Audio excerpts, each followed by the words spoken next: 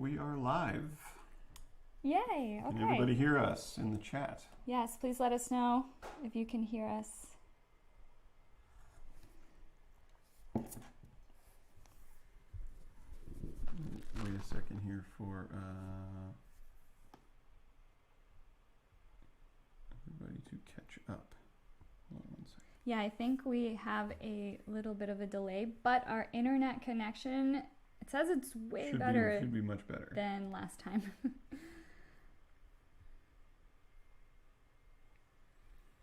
Hey everyone. People are starting to come in there. Yeah. There we go. For everyone joining us, can you guys hear us okay?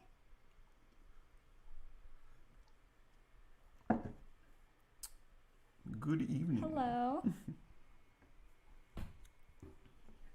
I think we should also have it set up now so that Anna is hello. Yeah, Anna is now on the audio left and I'm on the audio right because Anna's on the visual left and I'm on the visual right. So how are you guys doing? Yes. Awesome. We're so happy to be back. I know our uploads have been very slow lately, and that is because we were in the middle of a move. Some of you might know this already, but we had been looking for a home, a house to move into since, what, January? February? I think January 31st of this year is when we started looking. COVID-19, before anything happened. And it was, I mean, honestly, we have no complaints now.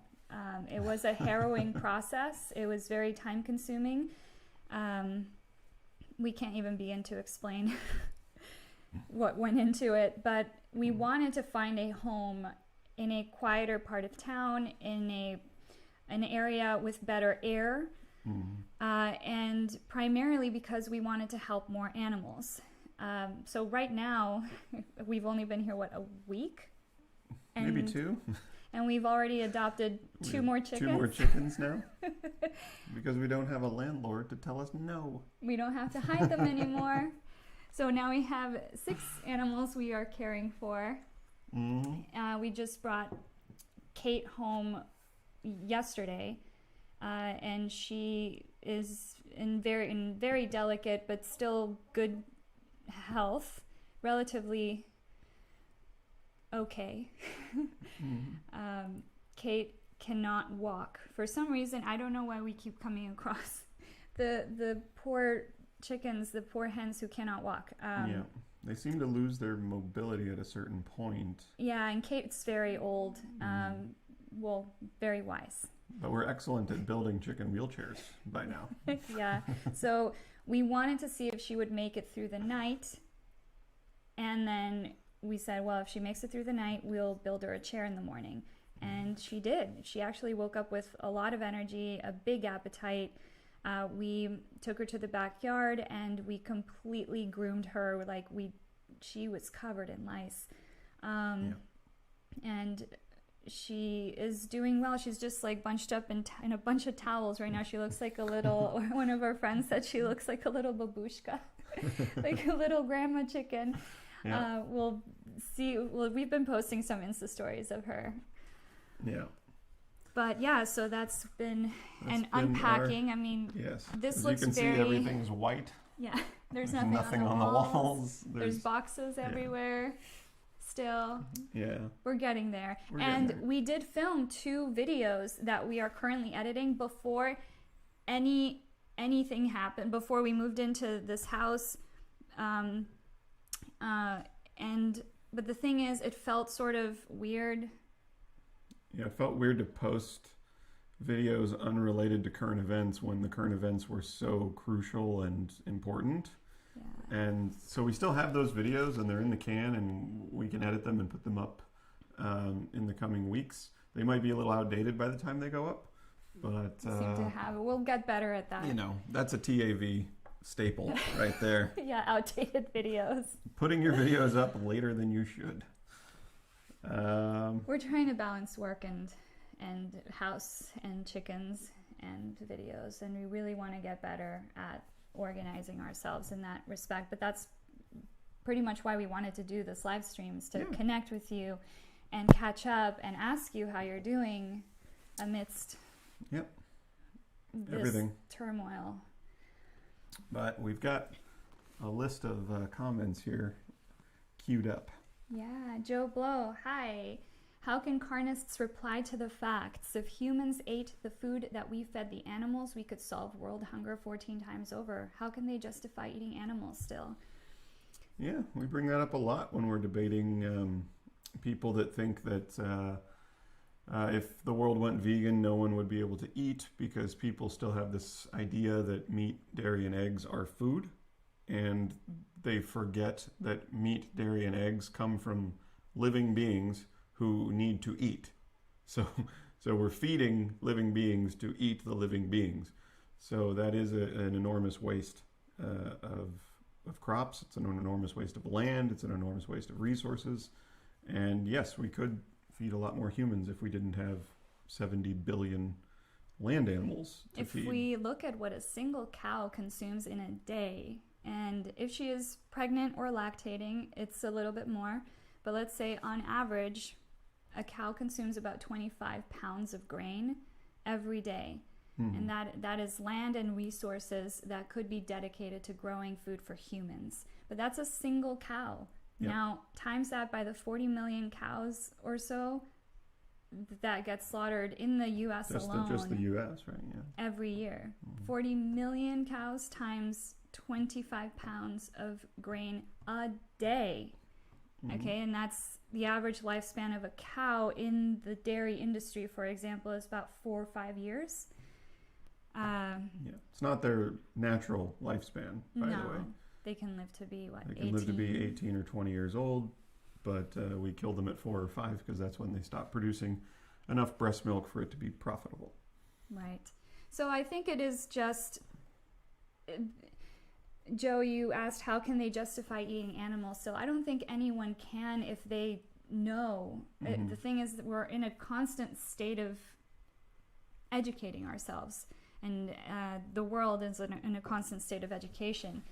And I think once people are informed and they see that what they're doing, like the animals they're eating are contributing to world hunger, and they make that connection, then they might be able to make different choices. Yeah, not only that, but what is it? Cowspiracy famously had the statistic that I think it's 85% of starving children live in countries where their grain is exported to Western countries to feed Western livestock. Yeah. So we're literally taking food from poor countries and we're feeding it to animals so that we can fatten up the animals and then slaughter the animals and eat them. Yeah. So it's horrible. And for anyone who says that Cowspiracy is not a source, yes, it is a compilation of sources. They have their sources listed on their website, and they are mostly non-vegan sources. They're sources from the Food and Agriculture organizations, and like USDA and things like that. Hi, Louis. I forget. Is it Louis? Louis or Louis? Louis. We asked you this before. Louis, français? I don't know. No, I don't. Comment tu t'appelles? Maybe not. I forget. Louis. I know we covered this before, and my memory is not serving me well today. Yes. What was it? There was a beep in the kitchen. There was a beep over here. And Anna looked over there and was like, what was that noise? I was like, but that is because my brain is so overloaded, not just with everything happening here in our house, but with everything just happening out there. Yeah. It is such an overwhelming time to be living through, and it's again, we have nothing of factors. Yeah, we have nothing to complain about, but it is weighing heavy on our hearts too. Hello, Jamie. Hi, Elliot. Louis said yes. I think they can there's hear a us. big delay. You moved during this? Yeah, Jamie, we did. We were looking to move in February, and the thing is, once you get started, you're just looking at homes every weekend until you find one, and finding a home during the pandemic and uh, getting approved for the loan. I mean, it was an entire thing. Plus we're freelancer. I'm a freelancer, and apparently that doesn't, it's not as easy to qualify for a loan when you're a freelancer. And plus with the COVID-19 overlay, had quite a bit of, like, up on top of all the restrictions already there was a whole other, and they weren't showing houses. So now we had to show up. No, actually, they were showing houses virtually. And so we had to watch the video. And if we liked the house enough, put in an offer, and then they'd show us the house. But yeah, that was a long 4 or 5 months. And let's see. Thank goodness I got sucked into watching a live vegan gains debate, and it was terrible. This is much better. Love you guys. Oh, we were actually different strokes for different folks. Yeah, we were actually going to check that out later as well. They grow too quickly, and their bones can't handle it. Well, yeah, but interesting. Certain breeds. Yeah, because Kate. So we're talking about Kate here. Kate is unable to walk, but she's very tiny. She's one of the very small breeds of hen. Maybe I'll bring her over in a bit and show you guys. She's just so small. I'm guessing bred for egg laying because she's very tiny. Yeah, she's very, very small. I don't know. It might be something with her because she is very, very wise. Many years. I think she's at least 11 or 12. At least, I think. I don't know. I mean, so we don't know what's wrong. We found her on her side, and there was sort of like what do we do? Do we just, is she at the point of no return, or do we try? And we were always going to try. I mean, because Betty, we brought her home thinking that she had 2 weeks to live. And she's been with us for nearly a year. So chickens are amazing. I don't know. They have this magic about them that they can just... They're very resilient, and they heal, and they can come back from amazing situations. Like, you think a chicken is like mortally wounded, and they will bounce back given enough care and attention. And they're very... they're strong, and they don't... The thing about chickens is that they don't let you know that they're in pain. Much like most animals, actually. It's a protective mechanism. Yeah. I mean, and if anyone's followed Animal Hope and Wellness on Instagram, I am generally impressed by what animals can survive. I have seen the most incredibly horrible things, and they make it through. And that's just thanks to all the people who help them and stay hopeful. But yeah, the birds bred for their meat do grow very fast, and they have to be put on a calorie restrictive diet, and you can see that in what I don't know what that means. What do you think about Bill Gates wanting to depopulate the planet? I've never heard of that, and I see no evidence for that, so I don't know what that means. The best people in the world tend to be those kind towards animals. Thank you, Louis. He says Luis, but Louis is equally fine. Luis. Is it Luis? Luis. Well, thank you, Luis. Thank you. You too. Nice for saving chickens. I think if everyone had the opportunity and the sort of the space and the time, more people would do it because it's just so rewarding. And we're grateful to have the space now, and we have a little garden that they can just be out in the garden, well, in their chairs, but in the sunshine and clean air, because Betty was having trouble breathing for a little bit, and we were like, oh my gosh, we really need to get out of here, because I don't know if the apartment we were in had mold or what it was. Your allergies were really bad as well. Yeah, and I'm allergic to black mold. And I'm also allergic to dust mites, but we were up on the third floor, and so I don't know if stuff from bottom levels were smoking. accumulating, and people would smoke in the building. Smoke in the building, even though it's not allowed. I mean, our landlord was just terrible. Long story. And we lived near 2 major freeways too, so it was just the air quality. Air quality was terrible. We wanted to improve and Betty has not experienced trouble breathing since we moved here. Yep. So yeah, she's doing great. Yes, current events are the priority. Yes, we agree. Many people think, oops, shoot. Sorry, guys. We're catching up. Yeah. Many people think eating a plant-based diet is expensive. Is this because people don't know how to cook? I think it's yes. Yes and no. I think it's because people, when they hear vegan food, people forget that things like oranges and bananas and rice and beans are also vegan food. I think when people hear vegan food, they think of vegan cheese, vegan burgers, vegan chicken nuggets, which are all highly processed and thus expensive foods.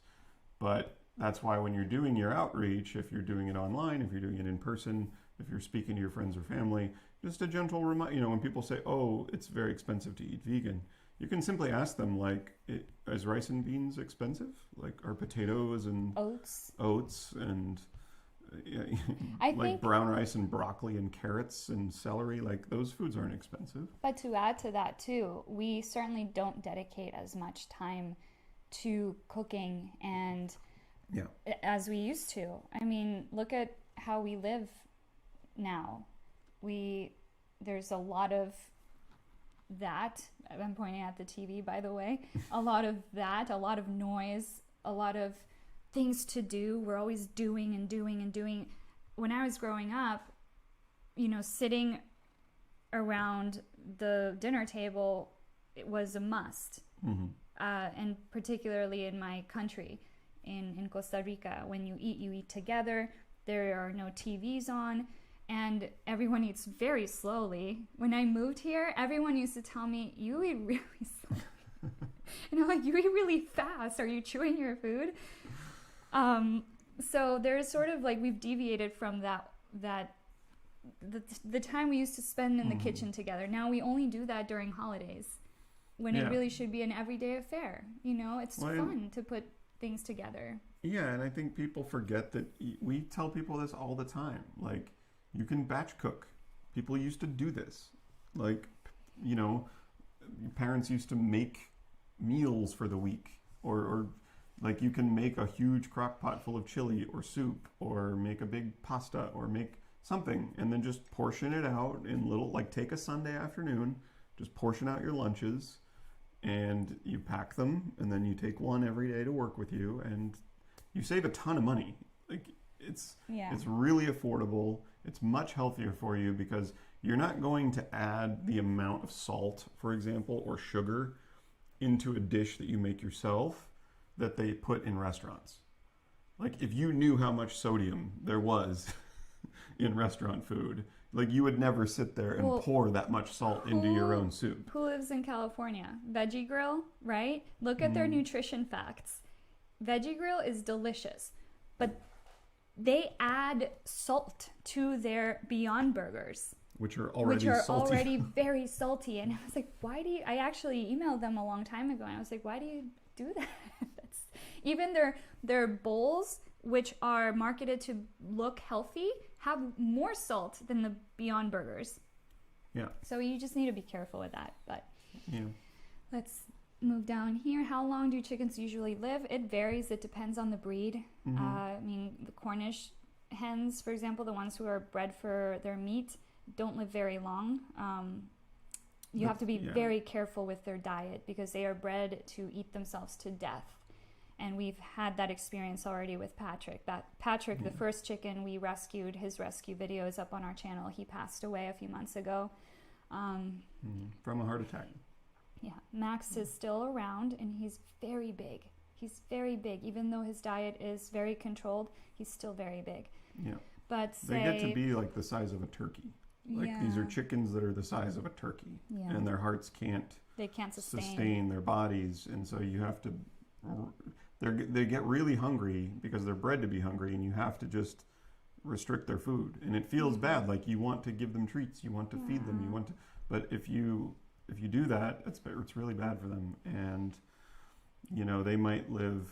I mean, it's hard to say because they've been so genetically messed with, but a few years. But in general, if a chicken has not been genetically bred to grow super fast, they might live 10 years. 10, 13 years, depending on the breed. There are so many breeds, and there are some breeds that are more resilient than others. You both are so beautiful together, and I hope to find my life partner one day. And Joe, you will. Because it happens in the most unexpected of ways. And there's really no advice. Like, I remember before I met you, and you talk to people like, how do you know when you found the one? Yeah, and people will go, that. You'll know. And it's like, that's super unhelpful. Yeah, I never understood what that meant because I'm like, but how? How do you know? Like, when I met Brian, I had just experienced a heartbreak. I had ended my relationship. I didn't end it. It was like mutual. Long story. My ex and I had broken up, and we'd been together for 4.5 years. And I remember when he brought up marriage, I was like, don't you think we have some stuff to work on? Like, I knew that it wasn't the right time. And it never sort of resolved. So, and then we broke up, and 4 months later I meet him. And it just, unfolded. But so. You totally intended on meeting your life partner, right? Like, no, of course not. No. You never know. You never know. You never know what opportunities life will present you with, and you never know. Like, the thing is, I think a lot of times people, not just with finding a life partner, but just in general, people like what's familiar, and going in a new direction, changing your habit, like trying something new is risky to a lot of people. And sometimes in life you have to just go with it and see where like the movie we were watching last night. To lighten the mood. Starring Jennifer Aniston and Adam Sandler. Yeah, it's one of those Academy Award-winning actor Adam Sandler. Lighthearted rom-coms that we were like, let's just watch this because we wanted to laugh a little bit. We were feeling kind of like gloomy. You know what's weird too is that like Adam Sandler, he's so natural. Yeah. Very good actor. Yeah, we were watching that Gem movie. Uncut Gems. Uncut Gems. He was very good. He's very good. Like when he decides I'm gonna do a really good performance, he's really good. Yeah. But when he does like those Happy Madison movies, those like Adam Sandler production movies, they do have the look, the music that they use, the shots that they use, the lighting, the coloring. It is very sort of cut and paste. But I do feel like Adam Sandler is very talented. Yeah, I like when him. he chooses to be. Yeah, he's very good comedic timing. Let's see, moving on, sorry. Hot Adam Sandler take. Gary, we appreciate you too. Hi, Peter. Hey, Peter. Oh, hello, who's here? This is Gracie May. Hi, Grace. She must be in the video. She always has to make an appearance. Jamie. A friend also bought her first home with her boyfriend and has to deal with the renovation during total and complete lockdown here in Scotland. Yeah. Yeah, it is only now she can begin. Yeah, we've had similar experiences where just everything is shut down, everything's boarded up, so everything's on pause, but that's okay. We're just sort of We're taking it one day at a time. I think, Joe says, I think if the population naturally declined a bit or was regulated better, it would be good for our world, but I guess only God can decide who stays alive.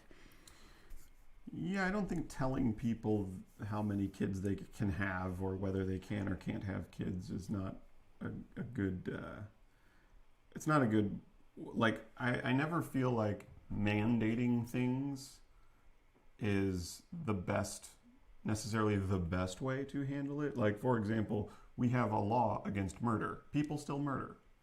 it's good to have the law against murder, don't get me wrong. Otherwise, there wouldn't be consequences. Right.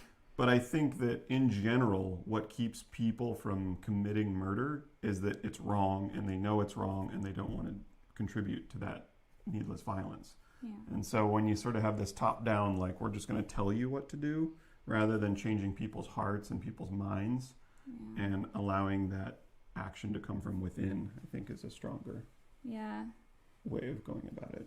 Not saying that we're anti. We're not anti-baby. No. We're not anti-neighbors. No. We're not I personally feel like the universe always has a way of balancing itself. I feel like we are experiencing, with COVID-19 right now, it's almost like the planet said, okay, just stop. We need to make some changes. It is the world will looking be at very different. Yeah, if I'm looking at it from a spiritual point of view. Mm-hmm. Thank you, Emily T. It's really sweet of you. Bantam? Maybe she's a bantam. Yeah, Jean. She could be bantam. I know bantam roosters, like what they look like. She might be a bantam. I have to ask Karen, actually. We'll go back. What do you do with their eggs? Good question, Moses. Actually, Betty does not lay eggs anymore. Neither does Jackie. Kate. Or Jackie. Jackie, yeah. And neither does Kate. They stop laying eggs after a certain age. Mm-hmm. My angel of love. But for the chickens, for example, at the sanctuary who do lay eggs, they are fed back to them. Mm-hmm. They love eating their eggs. It replenishes the calcium and iron they lose in laying them. And Gracie May. What are you doing? My love. What is your this? butt's in my face. Why is your butt? You're putting your butt on camera. Isn't everyone kind?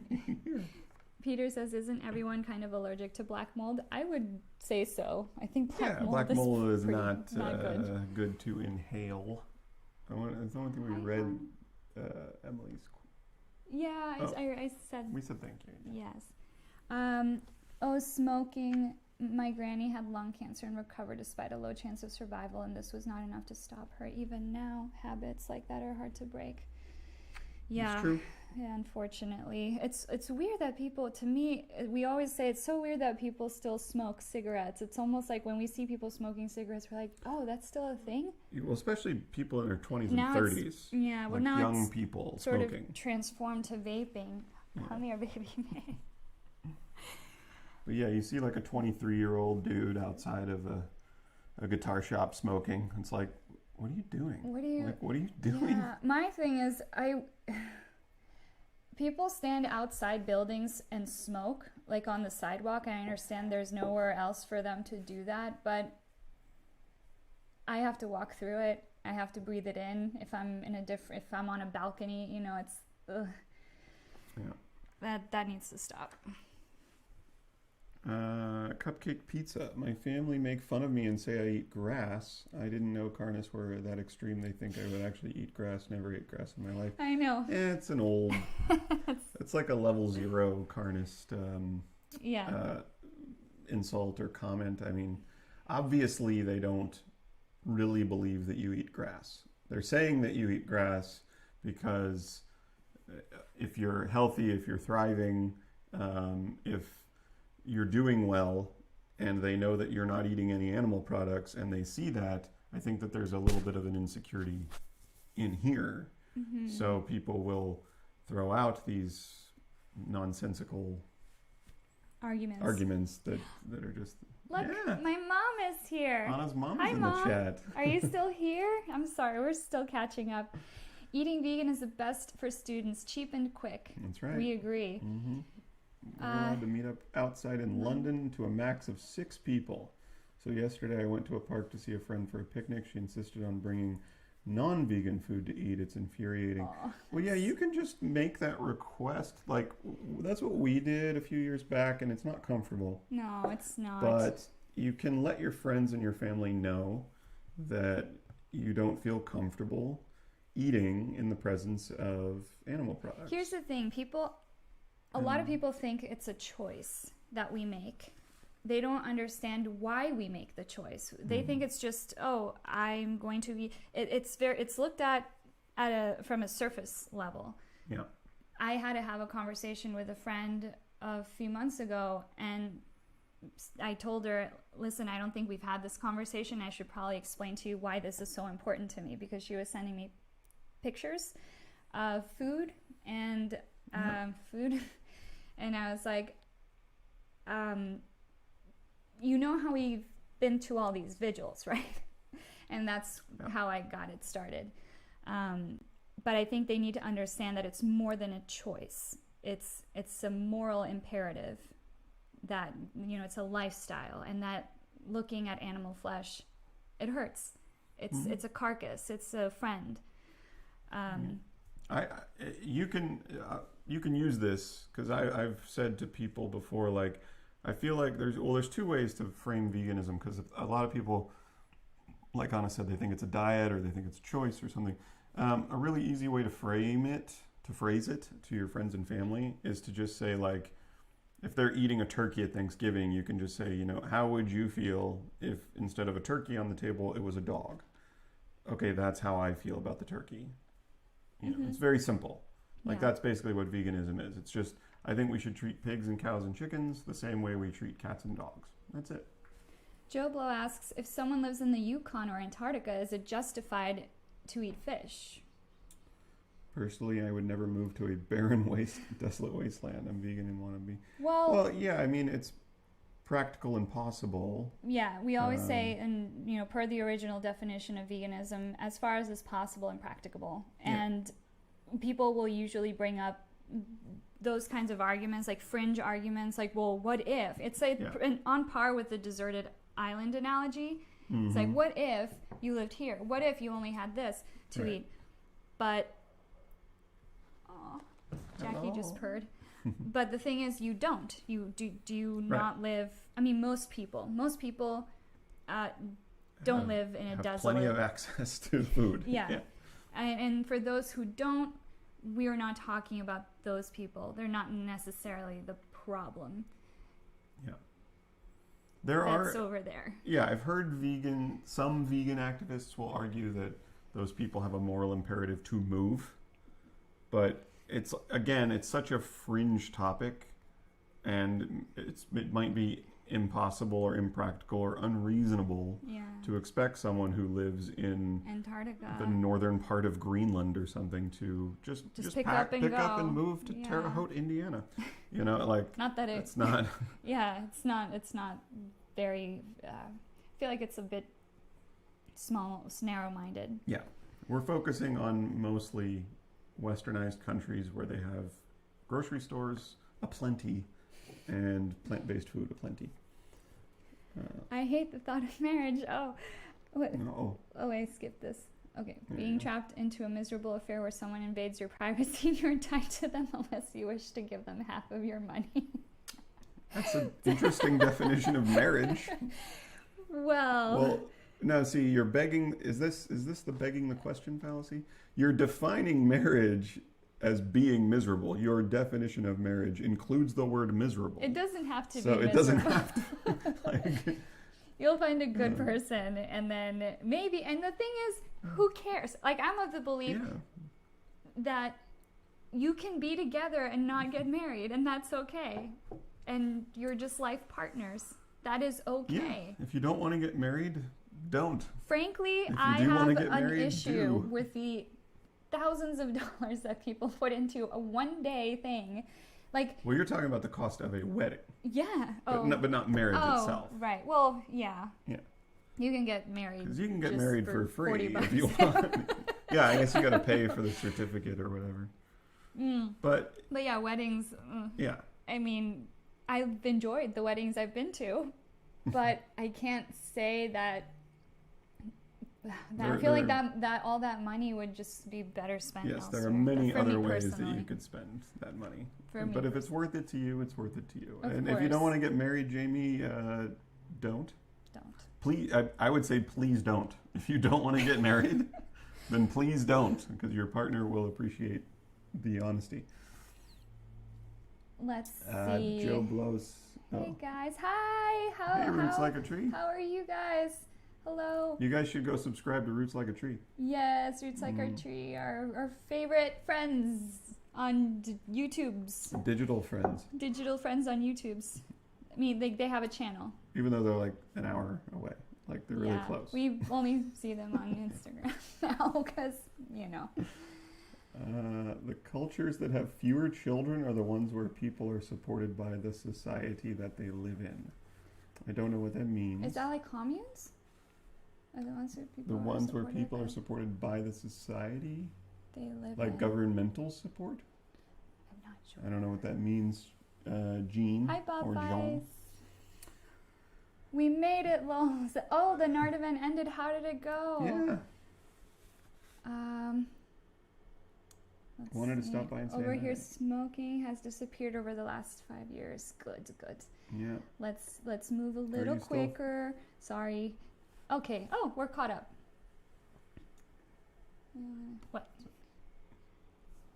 All right, we're just reading your comments. Are you still friends with non-vegans? Asks Joe. Yes. Yes, of course. We are.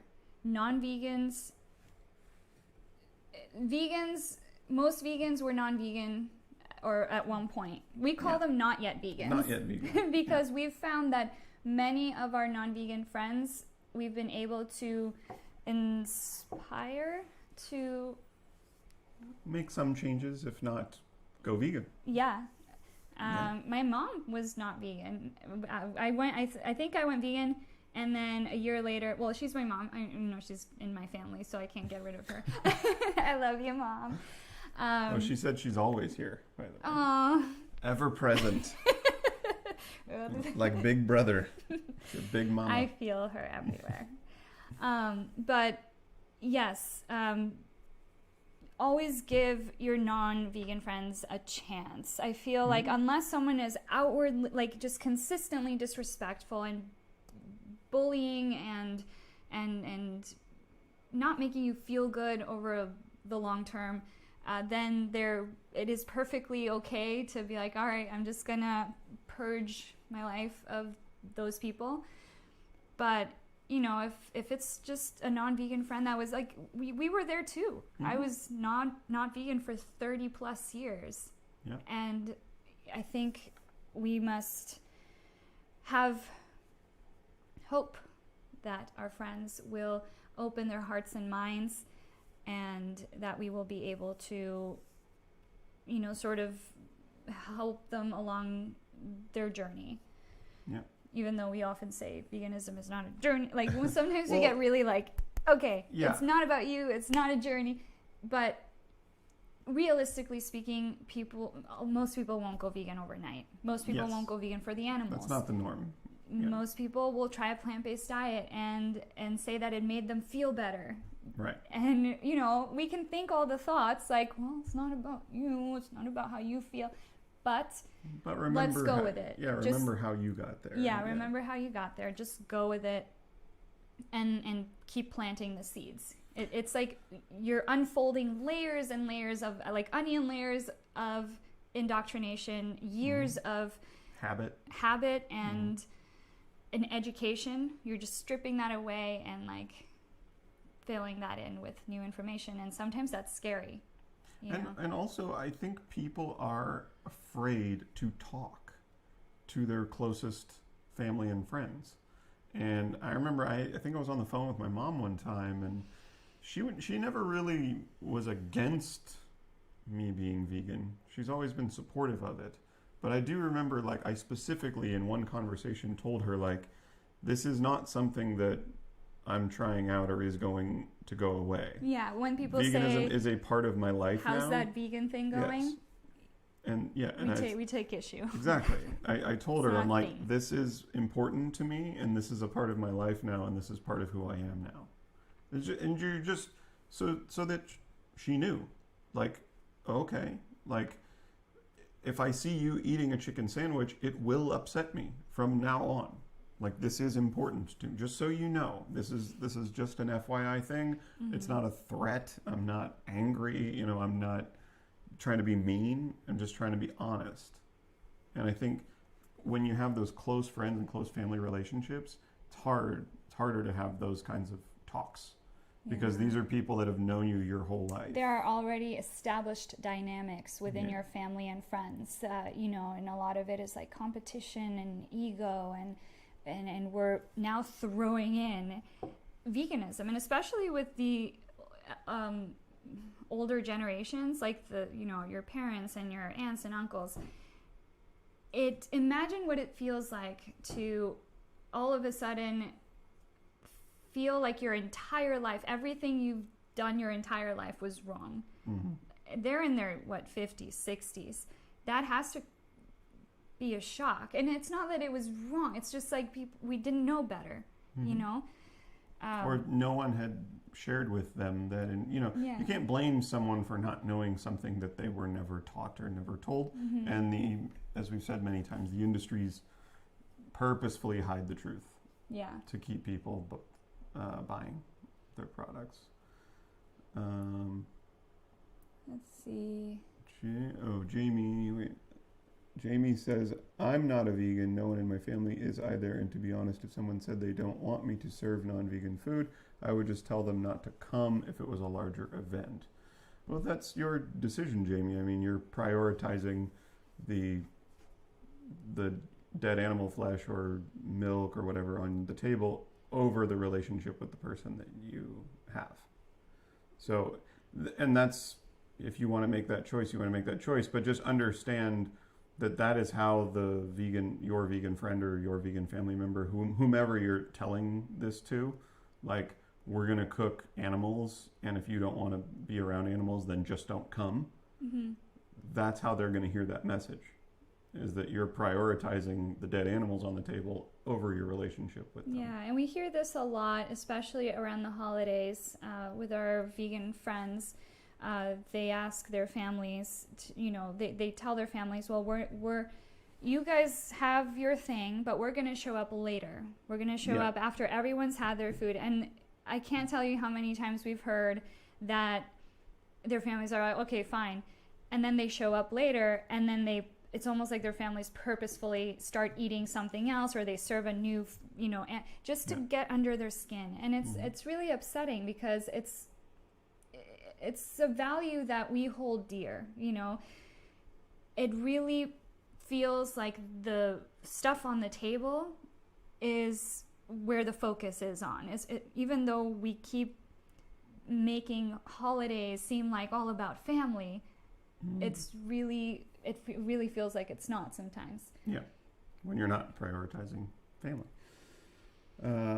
Jean says, my non-vegan friends all know that I'm vegan. I never say anything, but whenever they eat the bodies of animals, they apologize and look guilty. That's interesting. You should ask them, like, why? Why are you apologizing? Because not to me. Like, yeah, you shouldn't be apologizing to me. But I'm sure they'll say that they're apologizing because they know it makes you feel bad. So then take it a step further and be like, but why do you think it makes me feel bad? Or you can say, so why are you doing something that you know makes me feel bad? Yeah. It really helps. There's different ways you can go with the conversation, but they're all illuminating. Asking questions is a good way, because then they have to answer the question. They have to come up with their own answer.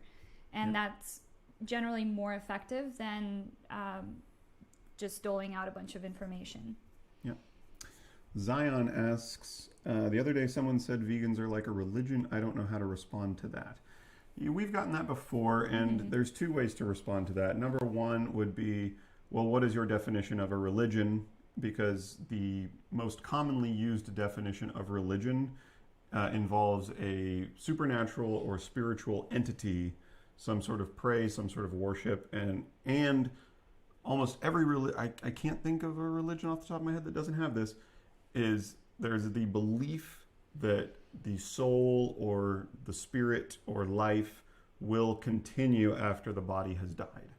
So that there's a supernatural figure or figures, and you will continue living after you're dead. Like, those two things in conjunction usually are involved in religion, and neither of those are in veganism.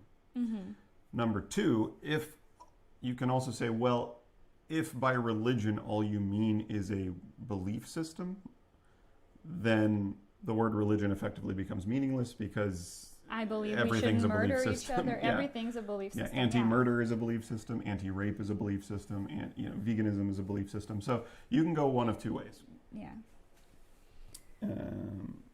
Jamie, but then again, if I was meeting with a vegan person one-on-one and they really wanted me to eat vegan food in a restaurant, not eat vegan food. To not eat vegan food? Wait, no, because they're a vegan person. If I was meeting with a vegan person one-on-one and they really wanted me to not eat vegan food in a restaurant, I would probably do it. I think you meant if you were meeting with a vegan and they wanted you to also eat vegan, then you would do it. Well, that's good. I think. I mean, it's that's a way respectful. to connect Yeah. too. It's a way to connect and not have sort of that Yeah. that awkwardness. Like, it prevents you from truly making a connection with the person. I feel like, especially because, there's something there that you're sharing, and that is that's not in the way. Mm-hmm. And I've actually asked friends of mine when the waiter came over and we placed our order and they ordered like a non-vegan sausage when there was literally Beyond Sausage on the menu. I've asked them, would you mind changing your order? And they've done it. Yeah. So I mean, because frankly, you just let them know. Like, they know that they're hanging out with us, right? And they know now if by now our friends know how vegan we are. If there is such a thing, we're just well, you're either vegan or you're not. You're either vegan or you're not. Yeah. But they know by now. So if you can't for one meal, just like they Just know. please eat plants for an hour. Meal. Because then you're gonna go home. You can just do whatever when you're not around. Like, that's the same thing around holidays. Like, it's the one day that you get to spend with family. It'd be nice if everyone could share that time together. Yeah. But there's such a hyper focus on the food. Yeah. It's almost like sometimes I wish we could have Thanksgiving without food. Just have family time, make it a board game night. And honestly, if you replaced anything else on the Thanksgiving table, that's the frustrating part. Is like everything if else you were is like pretty vegan. what I was gonna say is like if we have children someday and we're having a Thanksgiving and we're inviting aunts and uncles and the grandkids are coming over, and like if one child was like, hey, I really want to come to Thanksgiving, but could we please not have cranberry sauce? Yeah. I'm just asking that we can have everything else, but just please no cranberry sauce. Would you be like, no, we're having cranberry sauce? Like, because everyone else wants to eat cranberry sauce. I think you'd be like, of course, sure, we'll have no cranberry sauce. So when you're like, if my child asked me, like, and then other people will be like, well, where's the cranberry sauce? Yeah. I want to eat cranberry sauce. We'll be like, well, you can go eat cranberry sauce after. It's like, so if your child is like, can we please just not have turkey? We'll have everything else, just not have turkey. Like, why is turkey, the dead carcass of a turkey, why is that so important? It's so gross. If it was cornbread or stuffing or cranberry sauce or anything else on the table, I feel like people would be way more open to it. It's such by the way, if you guys, I don't know if you guys have watched our Thanksgiving, what was it? What did we title it? It's the video compilation we made for Thanksgiving this past year. I think it was turkey. It's Turkey Killing Day. Yeah. And the people tried to they were flag us on YouTube. Some of the owners of the content. Because it was, it's fair use because we were critiquing their content. But they try to, and they didn't win, by the way, because it's fair use. But they were just upset. But if you watch that video compilation or you search on YouTube, stuffing a chicken or stuffing a turkey, like, it's gross. People say it's natural, the things we do to these animals, a lot of these people are gagging. Yeah, they had to like muster the courage to first of all slit the throat of an innocent animal, because I don't think it's in most human beings' nature to just willy-nilly kill an animal who's young and vibrant and perfectly healthy, and I really don't need to eat your body, but I'm going to kill you anyway. It's just not very normal or natural, and then having to pull out all the guts and stuff the bird's cloaca with bread and spices and all these other vegan foods. You're stuffing vegan food into the carcass of a turkey. I don't know. It's really. Let's say. Sorry, I skipped forward by accident. I think, this thing jumps. Oh dear. We got to make our responses shorter because I'm sorry, guys. I'm skipping. I think we're at thank you for the advice. She didn't bring in any meat. Thankfully, I think her thought was it's just cheese. Yeah. It's just a dead baby cow. Cows. Yeah. I just wish she'd been open to eating a plant-based meal. Yeah. There's always next time. Yeah. My wife Dee Dee and I have been married for 22 years, says Gary. We paid for the marriage certificate and that's it. There you go. Paid for the marriage certificate, done deal. And then you have a party afterwards. Sure. What's wrong with that, if you want? Yeah, or don't. The NARD event went well. It was a little dodgy with the Zoom connection, but everything worked out. Glad to hear. I wasn't sure how that it looked like a lot of people were going to be tuning in. Yeah, that's the thing. Everything's virtual now. Perpetually Annoyed calls them pre-vegans. Pre-vegans, yeah. Not yet vegan. Gene, that has happened to me too. Joe Blow asks, would cats be ideal for vegans if we want to put animal agriculture out of business? Apparently cats can be vegan if they get synthetic taurine and heme iron. Well, we made a few videos about this actually. Yeah. You can check those out. To add to that though, just remember that cats, domesticated animals, were a problem we also created. And we find that it's, if you are not comfortable feeding a cat a non-vegan diet, a species-appropriate diet, which is a diet consisting of dead animal carcasses, then you should not adopt a cat. There are many other animals who could use your help. Rabbits, guinea pigs, chickens. Chickens, yeah. Although turkeys. Chickens do... And they're very easy to keep at home. It is good for chickens to peck in the dirt for bugs and things like that. Yeah, but, chickens do need some form of animal protein as well. Yeah. But there are dogs can be vegan. We've heard. We're not dog experts. Please don't take our advice. Yeah. But from what we've read, from the research we've done, the vegan cat food out there, it just hasn't been. There haven't been long-term studies that have convinced us that they are appropriate for cat. For long-term cat health. Carbohydrates is how they are supplementing all the protein that felines need. It's like trying to force a snake to eat carrots. It's like trying to force meat on a rabbit. You know what I mean? Their bodies are just not made for that, and we cannot. I know it's a very tricky line to navigate. But I feel like discriminating, discriminating on cats. Against carnivores. Yeah. The same animals we are trying to protect is just as...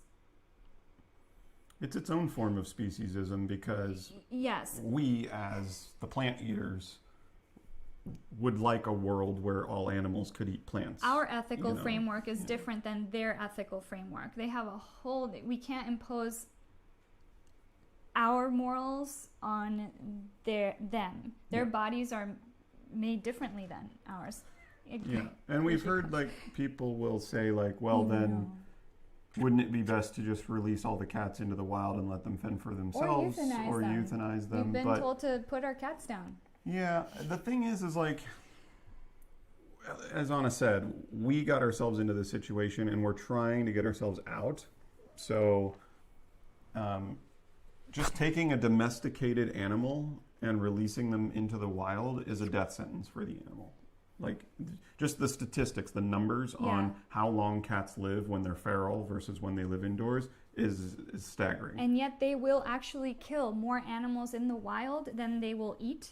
So the damage they do to the ecosystem is much worse. Yes. So that's why we advocate for adopting, not shopping. We don't support cat breeding. There's plenty of cats and dogs and other animals, herbivorous animals, that are in shelters right now that need homes. Yeah. So we don't need to be breeding more animals into existence. Yeah. That's for sure. Yeah. But the animals that are already here, you know, Gracie was already here, Aria and Emmy were already here. They need Gracie May. Don't push any buttons. Gracie May. You guys should see what she's doing right now. That's so funny. You know, I don't think that anyone would argue that rescuing an animal is a non-vegan activity. Like, what could be more vegan than rescuing an animal? Yeah. And it is tricky because thousands of years ago, some human beings decided to domesticate a carnivore animal, and we didn't choose to do that. But now we have to deal with the real world consequences of it. Yeah, and we hope that maybe in the future, as our own habits begin to transform, as the world begins to transform, the human world, there will be different ways of making food for them, or maybe more studies, or I don't know. But as of right now, I don't feel like experimenting with their health is vegan. Yeah. Well, and also it's like either way you go, you know. Yeah, in the videos we made, didn't the labels on the cat food, it said that they were only meant to be a supplement. Yeah. They're not a complete source of nutrition. Even the vegan cat foods, they say that on the label. Yeah. So. Yeah, we know plenty of vegans who have cats who don't feed them a vegan food, and we know plenty of vegans who have cats who feed them vegan. That's everyone's own prerogative, I suppose. There are ways that you can go about. Sorry, I'm losing my focus. Gracie.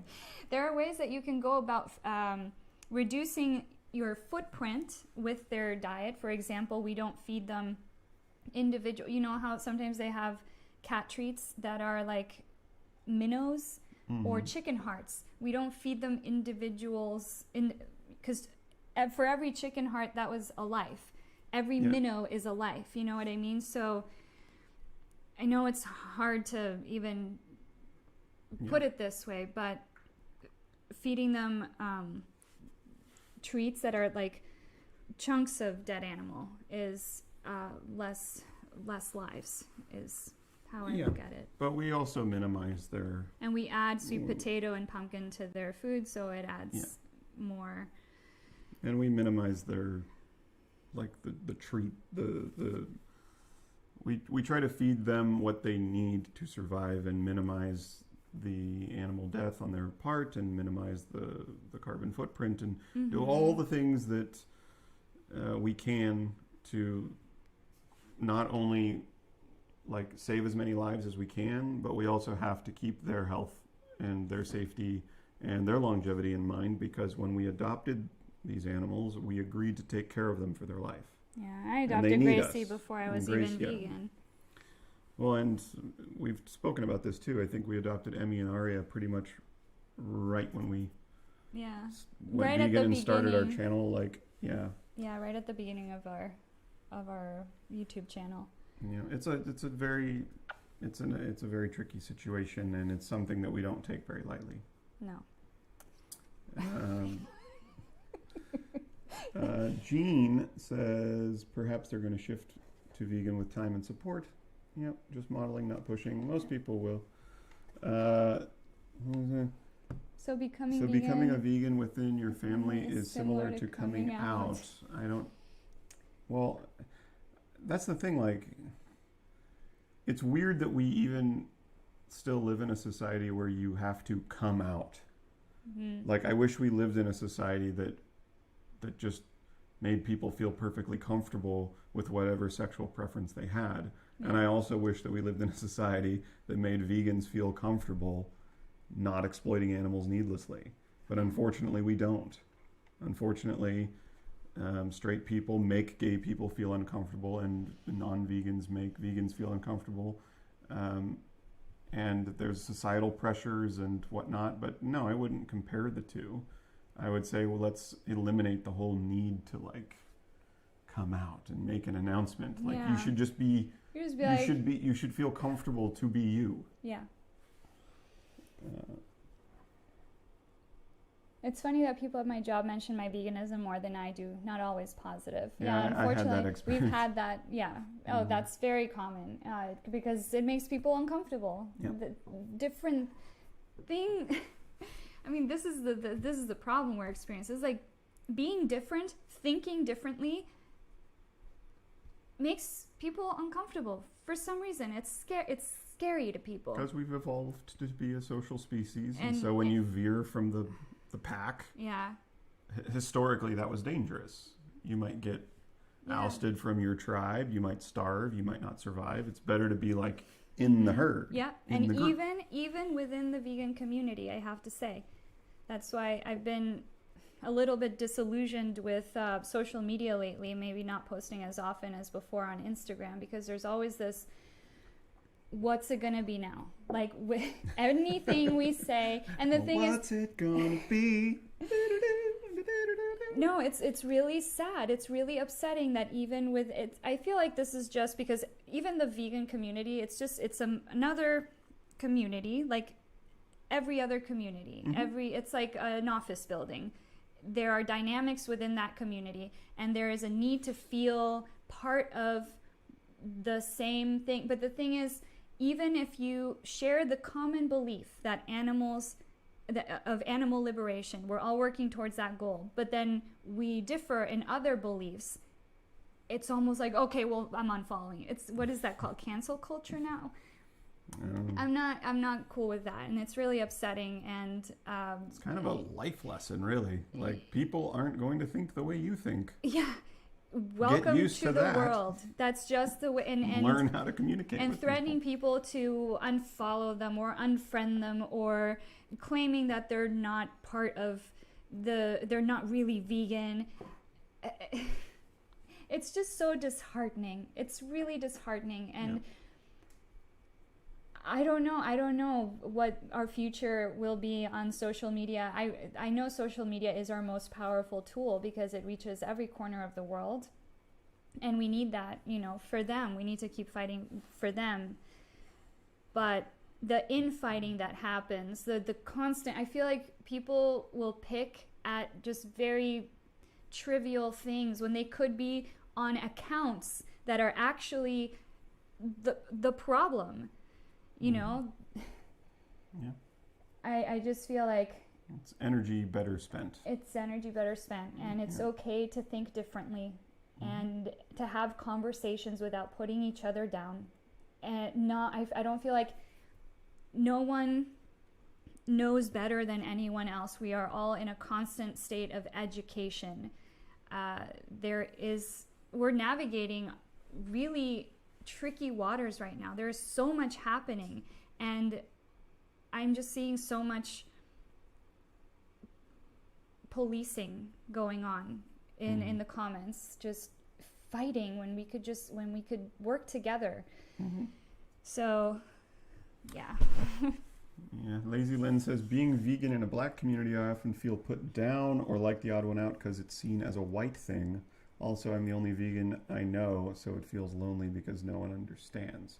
Yeah. Well, yeah, we've actually, one of the videos that we already have in the can touches on this issue that, like, vegan is somehow race related, and our question is always like, how is treating animals with respect how does that have anything to do with human race? Yeah. Like, you're simply treating pigs and chickens and cows like cats and dogs. How is that a white thing? I don't necessarily understand. Lazy Lynn, there is actually, there's a documentary called Speciesism, I believe it is, and it is an excellent documentary. It's a little bit it's more indie. Yeah, it's very indie, very low budget, but the information in it is crucial, I think, in that the director of the documentary went to North Carolina and was visiting black communities primarily, where all these CAFOs are located. And they put these slaughterhouses and these CAFOs in those communities because the people in those communities have very little political clout, and they are taken advantage of. And the what happens is they are spraying. So at a CAFO, all the manure, all the urine, all the matter, the waste matter, just the liquid goes mushy into crap. Yeah, goes into what are called lagoons or cesspools, and then that material has to be dispersed. Once the pools fill up. Yeah, and so they spray. It's like sprinklers, and they're just spraying this stuff in the air. People are getting cancer. They have asthma. They are targeting these minority communities because they can. It is very much an issue with the Black community. Yeah, like it's directly affecting poor communities of color. Yeah. So we would argue that we can draw connections when it comes to that as well. Yeah, and you can also throw out there that the government is literally recommending to all Americans that they consume, for example, 2 to 3 servings of dairy. Now, to the USDA's benefit, plant-based milk is now included in the dairy category. But for the longest time, and still to this day, at least the dairy industry would like you to believe that you should have 2 to 3 servings of dairy. And the government recommends this, knowing full well that people of color are majority lactose intolerant. The Black community, the Hispanic community, the Asian community. Dr. Milton Mills talks about this. Yeah, the indigenous community, the Native American community. It's mostly a white person thing to not be lactose intolerant because that is a Northern European mutation. But the government knows that this is a product, cheese, eggs, whipped cream, butter, or sorry, not eggs, but cheese, milk, butter, cream. This will make most Black people and brown people sick. And you should have 2 to 3 servings of it every day. That is institutionalized racism. Yeah. And that's directly related to veganism. Yeah, you can find these stats online too. Yeah. And Dr. Milton Mills talks about this in What the Health? I think it was What the Health. Yeah. So let's see.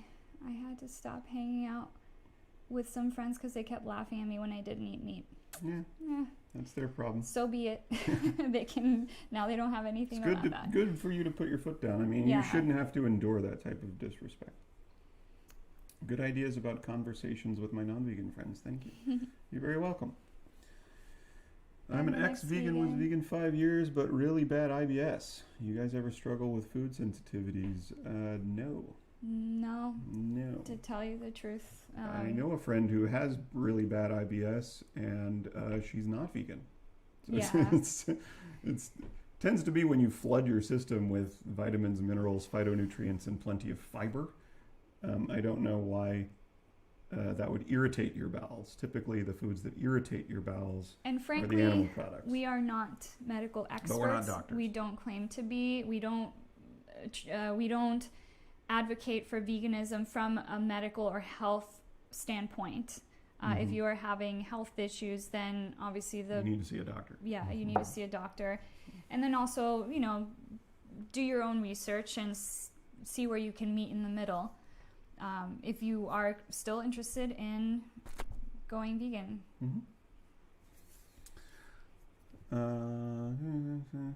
Oops. Keep going. Did I? Keep going. It jumped. Keep going. Oh dear. Parents I fell in their down. 70s. There we go. I think it was cupcake. Cupcake pizza. Honestly, I'd rather eat vegan food alone than having to sit with people who are eating decaying bodies of once beautiful creatures. That's your choice to make as well. Yeah. You shouldn't have to subject yourself to No. My parents are in their 70s and my mom is convinced I will be calcium deficient. I give her the no other mammal drinks the milk of another species speech, and she replied, bats do. I don't know that about bats. That's sure. Wait, hold on. Bats do? Bats drink the milk of another species? Are you? Does she mean vampires and blood though? No, I think bats might drink milk from other animals. Like cows. But are Here's we the basing thing. our morality on bat behavior? Like, Yeah. I don't know. And here's the thing too. A cat walking through a dairy farm will probably lap on the milk of a cow. A child, when presented with Fritos and Coca-Cola, will probably eat the Fritos and Coca-Cola. Does that mean Yeah, they does should? it mean it's healthy? Does it mean it's healthy? Yeah. No. I agree. Whoa, oh. No one saw. sorry. No one saw. Nobody saw her trip. No one. Come here. No come one with in the Daddy. entire You don't want to come with Daddy? YouTube Where are you world. going? Baby yeah, I May. mean, Come with me. Oh, can you So- hear this? yeah, out of the, I don't know how many species of animal there are on the planet. Millions? Hundreds of thousands? So 2 of them drink the milk of another species, so we should do that? I mean, yes, you're right. The logic is not there, but that is usually why we advocate for veganism through the lens of ethics. This is all. Gracie, She just wants to. why are you? This is what we. We serve them. Hi, Gracie. You want to be my Uh, scarf kitten? Okay, here we go. You Scarf could kitten. try asking her to watch Forks Over Knives and What the Health to show that a vegan diet is nutritionally adequate. Yes, a vegan diet. I mean, look, the Academy of Nutrition and Dietetics, how many vegan activists have cited this 2016 peer-reviewed statement that a purely plant-based diet, when it's well planned, is perfectly adequate. People know that. For all stages of life. All stages of life, for infants, for elderly, for anyone in between. People know that, and that's why, again, we advocate for veganism via ethics, because plant-based diets can be unhealthy or as healthy as you'd like. Hi, Grace. What are you doing? She just wants all the my attention. goodness, Gracie Hi. May. Look at this kitten. You are so cute. You have such beautiful green eyes, Gracie. Yeah. And green eyes like Daddy. But yeah, there's no risk of being calcium deficient if you eat plenty of calcium. Yeah, exactly. Plant foods have You have to calcium. know what's in your food. In fact, we have a couple of posters, 3 posters. If you're interested, email us. Our email is attached to our Instagram. Yep. That it's a very cute, like animated, or what do you call it, cartoon drawings of all the plant foods that have calcium, protein, and iron. Yep. By Simple Happy Kitchen. With my close family, says Sonic J73, with my close family, we always cook so I can still eat vegan and they have meat as extra. They love my vegetable soup. There you go. I have a friend who has everything you could imagine. She's found ways to reach out to me. I can try to connect. Oh, you're talking to someone else in the chat. Okay. We'll skip Doesn't those. have Netflix. Okay. You guys are talking to each other. Yeah. So that's cool. So we'll skip past that.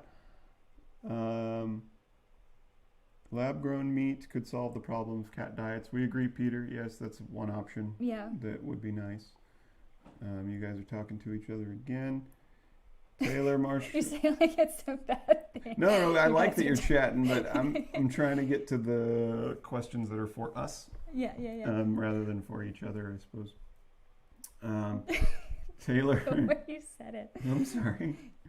I have a very dry delivery. Yeah. And I often have people to. often think that I'm being rude or mean when I'm genuinely never trying to be rude or mean. That's sarcasm. Taylor Marshall says he has more inflammation, but he thinks he has an egg allergy. You may very well have an egg allergy because eggs is a very common allergy. Yeah. So is dairy. Eggs are one of the most common food allergies. They come out of a chicken's butt. Just know The that. butt vagina. It's a butt vagina. The butt vagina. Well, It is. if you ever look at the back of any food product on the shelf, it'll say allergens at the bottom. And they have to list milk and eggs because they are a common allergen. They're a very common allergen. Will you guys still adopt cats in the future, or now that you are vegan, will you not adopt anymore? I don't know. I don't think we haven't really. I say we cross that bridge when we get there. Like, Yeah, I don't think we're out we shopping found- for cats at the moment. No, but, you know. I want guinea pigs. But Yeah, I would herbivores. say that if I find a box of kittens lying on the side of the road, I'm not going to leave them there. Yeah, you have. If Sorry. the opportunity to like if you care about animals and you're in a situation where you are the only person who can save or rescue or take care of that animal, then you should take care of the animal. Is our mic? Can you guys still hear? Someone said the mic's low. Can you turn the mic up higher while we can give Anna a little more gain? Oh no, this is Anna, sorry. Don't give yourself more gain. Don't give me more gain ever. You have a booming voice. Yes. Do you think there should be more exposure to veganism, animal agriculture for children? I feel like a lot of children don't initially understand that meat equals animals, asks HitGirl74. I feel like there is a way. I don't know if you guys know about Ruby Roth, but she wrote these beautiful vegan books for children, Why We Don't Eat Animals. Can I show you? Can you reach? I think I can. You're tethered. I'm tethered, but give me... We don't have wireless lavs. Give me cable. Wired lavs. I'll show you all of them. Give me cable. Well, there's one, there's two, and there's three. There are ways to talk to children about this, and I think it's very important that we do it. It's very simple too. At an early age. Minds are very open. Yeah, they're very open. This is the first book, Why We Don't Eat Animals. We're gonna let the stream catch up. And this is V is for vegan. And it's just very simple. This one's very simple. There's the ABCs of being kind, and it goes through the alphabet. And like A is for animals, friends, not food. We don't eat our friends. They find it quite rude, you know? And vegan is love. And if you look on the inside of that one, which one? This one. Open it up. Wait. Where? Yeah, right there. Oh, yeah, she signed it. We got an autograph. She's great. But yeah, I think it's very important to start talking to children about this at a young age. You'll find on YouTube a lot of videos too where they get it. They get it, and they even bring it up on their own to their parents. And sometimes their parents treat that with respect, and sometimes they do not. And that is very sad to watch. You know, their child's crying literally about eating dead animal carcass, and it's very, I don't think there are that many videos out there like this. A lot of parents are very understanding, and they're like, oh, okay, so you don't want to eat animals, that's okay. And then other parents kind of make fun of them, which at that moment, what they're doing is just tamping down on their natural, innate compassion.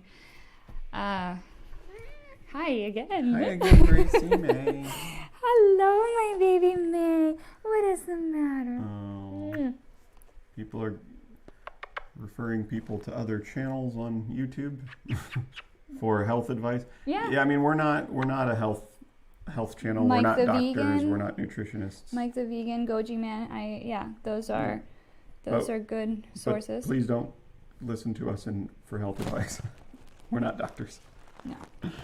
We focus on the ethics. Because we weren't supposed to eat animals in the first place. You know, all of the health repercussions and the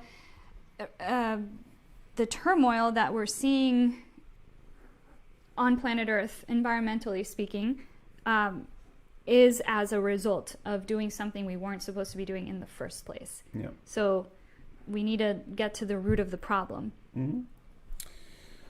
I have so much cat hair in my mouth now. Do your cats get along with your chickens? Yes, they do. Yes, they do. They didn't even have a react. We just keep bringing chickens to the house, Cats and are like, oh, they okay. just kind of. It's upsetting that I have to send my son to school with extra money on the days he buys lunch because school only offers milk as a drink with all their lunches. So he had to buy a water bottle separately, says Steph Bulmerhausen. Yeah. That makes me very upset too. And we know LAUSD does the same thing. They have a relationship with the dairy industry. The Dairy Council. In fact, when COVID-19 really started to take hold, what we saw was we were reading articles about how Gracie's about to push a button. I know. Gracie wants to be the star. Gracita. Come with mom. Yes, my love. Binga. We were starting to see articles about how the dairy industry was suffering, mostly because of the schools closing. Yep. The schools Schools closing. are some of their biggest customers. Yep. And it is very upsetting that they are part of the school lunch program. Ugh. Yes. Well, if they weren't required, like, think about this. Schools set it up so that schools are required to buy an enormous amount of milk because they're required to serve milk to every student in every school. That's a wonderful business model because you're forced to buy my product. But now if the school gets shut down, now they're just left with customers going to the grocery store who are more regularly now choosing not to buy milk instead of buying soy milk. And awful that is. And people say that veganism is forced upon them. Yeah. Please. Go everywhere you go, dairy, eggs, meat is literally shoved in our faces. Every billboard, every commercial on Hulu, and now we're seeing more plant-based food commercials, which is great, but there's most of what's advertised out there is not vegan yet. Yeah. Water should be freely available. I agree. You shouldn't have to buy water. That sounds at school. ridiculous. But then, Dasani or whoever, Coca-Cola, wouldn't make very much money. Beautiful. Good to know that these books are available. Yes, they are. Wonderful children's books. We have a whole vegan library of books over here. We do. I should show you guys all our books. For children and adults and everyone in between. I need to show them Kate and Jackie. Maybe Gracie, would you be okay if Jackie had a little bit of the spotlight?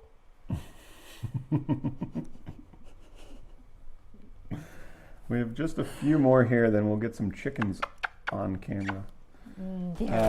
2 minutes of Dominion was enough for my 10-year-old. He cried all night, and the next day, no more dead animals on his plate. Wow. That is an intense film to show a 10-year-old. Yeah. When we do Cubes of Truth, we will show select clips. Now, keep in mind, like when we would do Cubes, they don't show all the footage from Dominion or Earthlings. They pull select clips that are like to illustrate. But they purposefully choose the less brutal, the less intense clips because they know that you're in a public space and children could walk by. But it is important for kids to know where their food comes from. Yeah, and I would say it's up to every parent to know, you guys know your kids best and how they'll respond. And I wish in retrospect, maybe had I known at a younger age what it really took to put animals on the table. Oh, man. I wouldn't have eaten. I ate so many different, I almost took pride in how adventurous I was with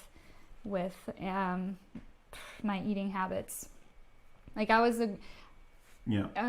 proud to be the girl who would try everything. The adventurous eater. Yeah. And I have very deep regrets about that.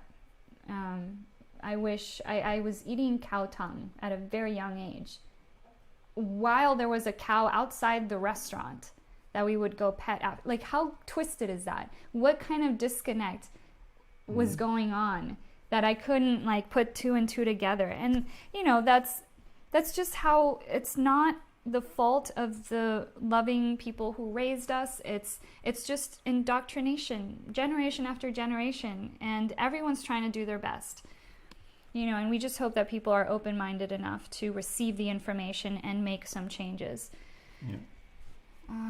My niece. I'm gonna get Jackie while you on the stream. Jean says my niece told her parents when she was 4 that she wasn't going to eat animals. Hi, and that it Latonia. was wrong to kill them. So my sister said, "You are right. We will all go vegan." 8 months now. Princess. That's amazing, Jean. Hi, Jackie. Yeah. Children are. Oh, I have amazing. to take her diaper off. Children have a very simple outlook on life. I feel like I just spilled all the food. They have not been clouded Hold on. by society. They have not been pushed or tainted or influenced in any way. They have these very pure thoughts and the simple mentality of this is wrong, this is mean, this is causing harm, I don't want to cause this harm. It's a very simple thought. But when you present that, this was a 4-year-old, if you present that to a 44-year-old, this person already has 4 decades of indoctrination into the belief that eating animals is normal, natural, and necessary, and it's none of those things. Oh, there we go. That's amazing, says Hit Girl. Yes, that is amazing, Jean. She's a smart and strong-willed girl. Sounds like it. Sounds like she This is Jackie. Oh, hi, Jackie. I spilled all her food, that's why it took me a little longer. Hi. Okay. Wow. And see, you can see Jackie is missing a toe. That's okay. And that's okay. That's why you're... And so I think what's happened is because she needs this toe over here, for balance. And so it's really, she's developed like trouble walking. I feel like it... If you think about it, like who said that? You said that humans, if we lose our little toe.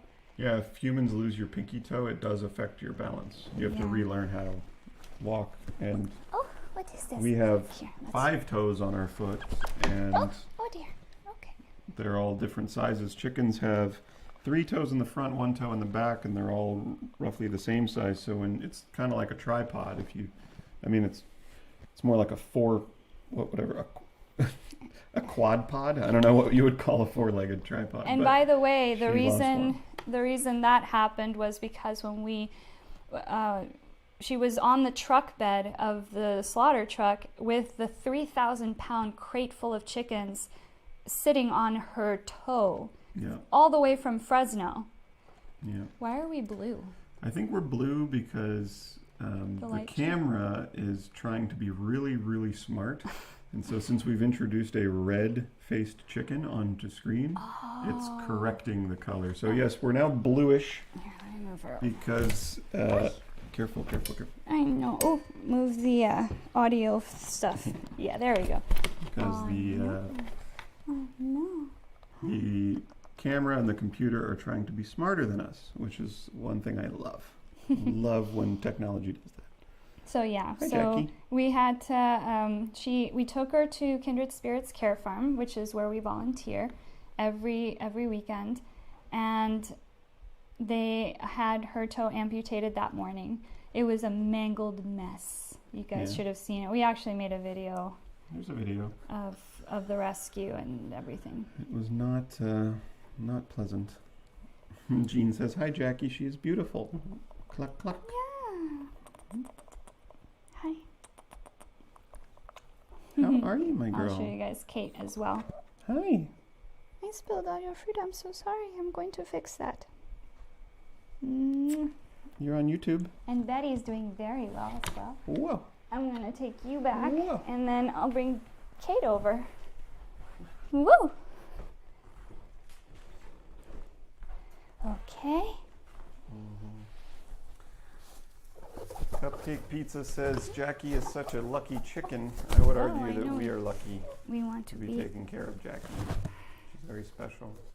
Hold on. As all chickens are special. I mean, I think that, like Anna said earlier, if more people had experience taking care of chickens, they would change their attitude towards chickens. I think that people have this mentality that chickens are birds and we're mammals and we're very different. They have beaks and feathers and we have teeth and hair, so that justifies. Okay. Yep, I'm gonna try to reach Kate over here. Can you? I don't know. Maybe. Oh, hi, baby girl. So. Hi. Yeah. So. Visually, chickens look very different than us, and a lot of people will more readily connect with a pig because the pig's eyes are very similar to humans' eyes, or dogs, which have been selectively bred to have facial expressions similar to humans. So that is literally discrimination based on species. Speciesism. It's this creature looks different than me, so I will treat this creature different than me. And having a chicken at home is really not that different than having a dog or a cat at home. So this is Kate. Hi, Kate. I don't know if you guys can see her. We have to wait for the Can you stream hold to catch this? up. Yep. Yeah. So she's wrapped up in these blankets. Oi. We're gonna make her a chair because she is She's very tired. very tired and very delicate. She's a very small chicken. She is eating and drinking fervently. Mm-hmm. And I believe that as long as they're eating and drinking with passion, that they still have will to live.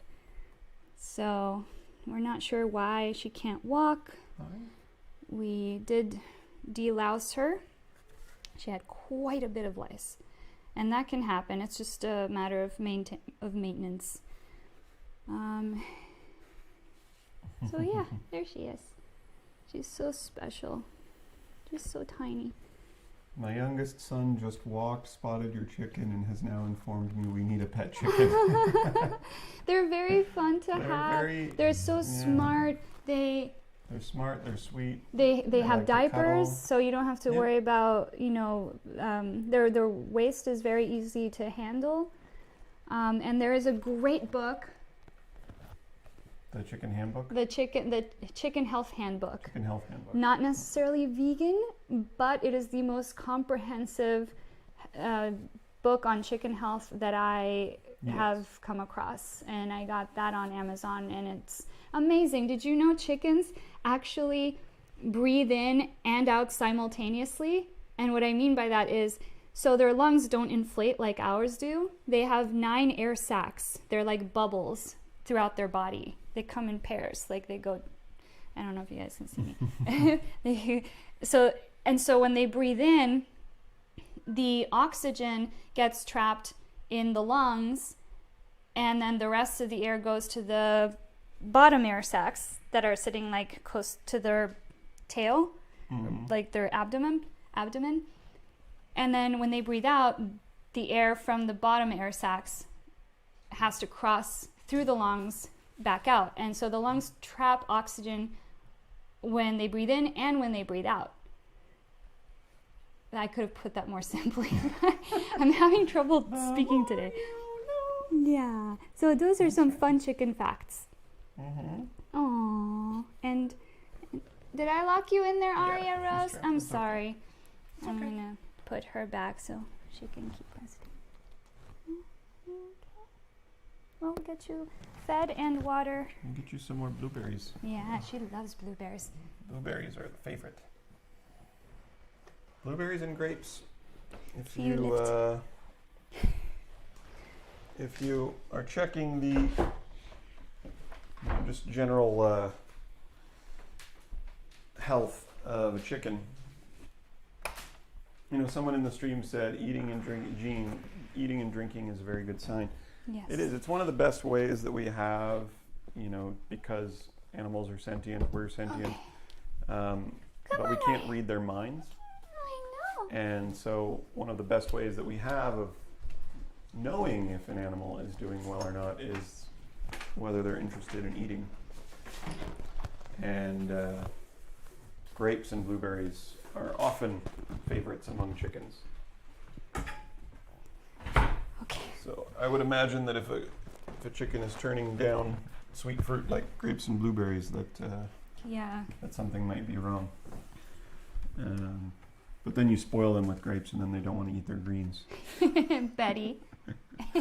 So sometimes we have to restrict the grapes so that she gets her greens, because chickens, just like human beings, need to eat greens. Yeah. Very healthy. Or very nutritious food. We're getting to our I think 2 hours. Yeah, we're getting down. But it feels so nice to talk to people, to talk to you guys. I'm learning so much about chickens. I love it. Yeah, there's so much. Did you know that their combs and their wattles are part of their respiratory system because they cool down? So the heating system, right? Yes. So what happens is they have all these little capillaries in their combs, and so they air cool. what is it again? The blood flows into their comb, and then the cools down the air. Yeah, it around cools, their comb. Yes, the blood in. So they cool down their blood by. Oh my god, I can't. I need rest. The is warm what I need. blood from their body goes up into their comb. It gets air cooled. Cools the blood down. And then it goes back into their bodies. Yeah. So it's a way of regulating their internal temperature. If they get too hot, they can cool down, because chickens, like dogs, cannot sweat. Sweat, yeah. So dogs pant. Chickens have combs and wattles. And they are also a good indicator of health. That is why hens are very attracted to big, bright red combs. Mm-hmm. Well, you want a nice, healthy young man in your life, right? That is true. In humans, it's more of like a, does he eat a plant-based diet? That's a good sign of health in humans. It's compassion. Compassion. It's a good sign of health in humans. Are pigs omnivores? Ask Cupcake Pizza. We think so. Are they? I think they will. They're opportunistic eaters like humans. Well, that's the thing, is like omnivore, herbivore, carnivore. The pigs at the sanctuary, they'll only eat. No, they aren't fed meat. But would they eat meat if presented it? Probably. I think that it's important to understand that the term carnivore, herbivore, omnivore, those are usually applied to animal behavior and not animal physiology. So because humans do eat meat and vegetables, they're classified as omnivores. But does it mean that meat and dairy and eggs are good for human health? No, but those terms are based on behavior. Like, we call cats obligate carnivores, yet if you put out some barley grass, they will eat it. So are cats now herbivores? No. But behaviorally speaking, they will eat both. Yeah. And I don't know for sure about pigs, but my guess would be they might be behavioral omnivores. Yes, that's true. Pigs, yes, they are. If you want to feel comfortable with backyard chickens, I recommend channel Pavlova Organic Forest Garden Poultry. She's vegan and her videos are beautiful and informative. Thank you.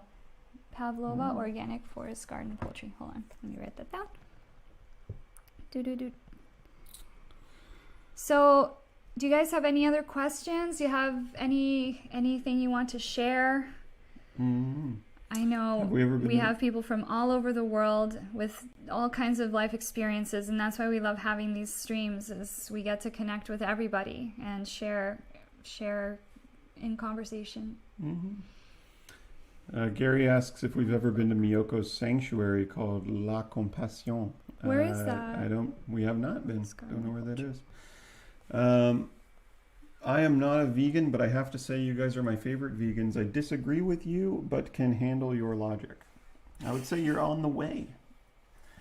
That's usually a good first sign, is like... Well, tell us why. Yeah, is presenting like, hey, I like what you're saying and I agree with you, but I'm not vegan. That feels like a defense mechanism. Yeah, but the fact that you're even here and that good. You're expressing that and being very kind about it, we appreciate that.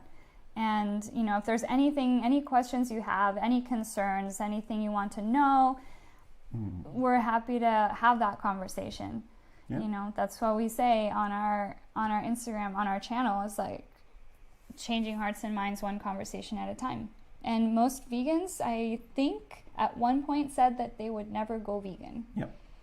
And then the number one... Well, you didn't say never. When I met Brian and before we started dating, we almost didn't get to date, because one of the things that he said to me was that, well, one of them was I had cats and he was very allergic, and the other one was that he was a meat eater, and that we should just be friends. And so I said, okay, we'll be friends. 4 months later. We were dating. Like and then 7.5 months later, and we then were I engaged. didn't, and I didn't say anything. I don't think I was, thing is, I don't know. Had I been the me I am now then, would I have been more active in my exchanges with you about that? Maybe. Or would you just have not dated me at all? Or would I have not dated you at all? I don't know. Yeah. But the thing is, there is something, when you meet someone, you know, sort of get a gauge of how open they are to, how receptive, how they think. And I felt like Brian, not with any ulterior motive in mind, because I liked Brian for who he was. And back then, like I said, I wasn't even an activist. I was vegetarian actually when I met you. But I didn't have... I was going to bring that up, but I didn't want to rub it in your face. Well, I was. Because we went vegan together. Yeah, we went vegan together. That's right. I think people have this... so I was this idea also... that you were vegan and then I went vegan. No. I forgot. I want to erase that, my non-vegan past. That's okay. The same person who says they're not a vegan says we're not obnoxious, that they like us, and we are pleasant. And of course he went vegan, you are hot. What? Of course I went vegan because you're hot. How do you know he's talking about me and not you? You don't know. Because he says, of course he went vegan, you are hot. Like, as in, of course I went vegan for you because you're hot. Got it. Well, I wasn't the you vegan. being hot part is true. Well, but you being vegan then is not true. So there, yeah. Oh, are we having errors? We're having errors. Are we losing? Clear your RAM. Oop, heck. Sorry. Brian! I already said live. that this is not... Error, what's error? A little bit, we're having buffering issues. We lasted 2 hours, so I'm pretty happy. Almost 2 hours with no issues. Hi, Jean. I'm Costa Rican and I live in Costa Rica. Veganism is normal here. Yeah. Yay! We were just there in December, and there was like graffiti in Arenal that said "Go Vegan." Oh yeah. There was an animal liberation graffiti in San Pedro that said "Animal Liberation." Well, no, there was one that said "Carne." What is it? Meat? Did it say "Meat is murder"? Meat is murder, and that was in Barrio Escalante. I mean, it's everywhere. I'm so happy, and it's easy to eat vegan in Costa Rica. I love it. Yay, fellow tico. And so, whether or not vegans are obnoxious, that's not a justification to continue. Well, yeah, I mean, the message. I was going to bring that up. No. Cupcake's not being obnoxious. She's bringing up a good point, which is what makes vegans obnoxious for simply stating that we don't believe, and that we don't believe that it is that animal cruelty is justified in any case, and it is not justified, especially when we have other options for food. We don't have to go to SeaWorld. We don't have to buy products that have been tested on animals. We have other choices. Oh, our video froze. Yeah. But I don't, if you feel like that is an obnoxious statement, then that means maybe you're feeling conflicted about it. What is it about veganism you don't agree with is what I want to know. Why are you here on this channel in the first place? Yeah, we're trying to figure out our video situation. Sorry, I know people are saying our screen is frozen. We can see it. Yep. We might just have to end soon. Pull the plug. It's almost been 2 hours, so... Yeah. Pura vida. Pura vida. Of course, I was born in your country. My country, too. And I was born in San Jose, Costa Rica. I am Tica as well. I find it all fascinating. Yeah. Okay, well, good. We have seen most vegans not look healthy. Well, we've seen a lot of meat eaters. Plenty of non-vegans look real unhealthy. I mean, look around you. And again, veganism is not focused on health. It is focused on the ethics. Any diet that is poorly planned will not be healthy. You have to make sure you're getting all your nutrition when you eat plant-based. And for the new vegans especially, make sure you're eating enough. We have to replace those calories. Oh, guys, I'm sorry about the screen. It looks like we are having If video. anyone knows how to, using Streamlabs, how to like refresh the video? Like, I have no idea. I don't know why it seems like it freezes and then it's just frozen. But we can't refresh it without having it stop. I don't know if we can or not, actually. We haven't tried it. Let's try something. Bing. Oh boy.